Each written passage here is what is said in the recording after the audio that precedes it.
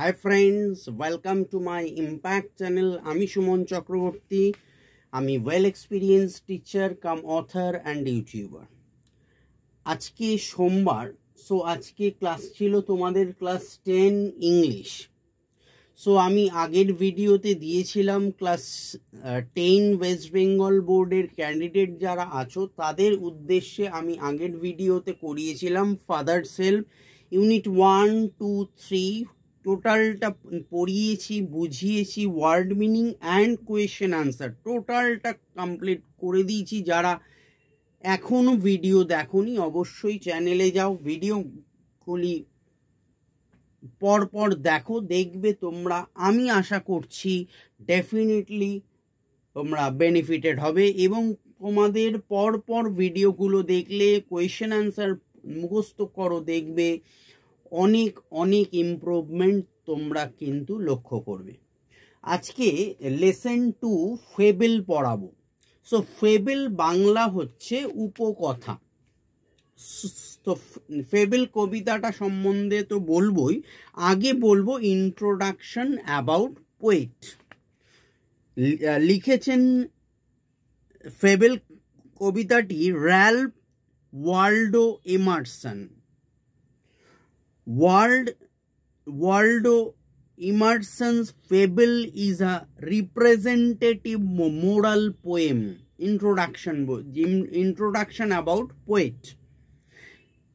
তো Ralph ইমারসনের fable কবিতাটি একটি নীতিধর্মী কবিতা। The poem depicts an argument between a mountain and a squirrel. কবিতাটিতে চিত্রিত হয়েছে একটি পর্বত এবং একটি কাঠবিড়ালের তর্ক। While the mountain represent inanimate things of nature, the squirrel represent the animate world. পর্বতটি প্রকৃতির জড় পদার্থগুলিকে প্রতিনিধিত্ব করছে, অপরদিকে কাঠবিড়াল প্রতিনিধিত্ব করেছে জীবজগৎকে। The mountain looks down upon the squirrel and calls him a little prig. বলছে যে পর্বতটি কাঠবিড়ালটিকে ঘেন্না করে বলে ছোট নীতিবাজ বলে। The squirrel admits that the mountain is big, but the mountain can never become as small as the squirrel. অর্থাৎ কাঠবিড়াল স্বীকার করে যে পর্বতটি সত্যই বিশাল, কিন্তু পর্বতটি কখনোই কাঠবিড়ালের মতো ছোট বা খর্বকায় হতে পারবে না। Moreover,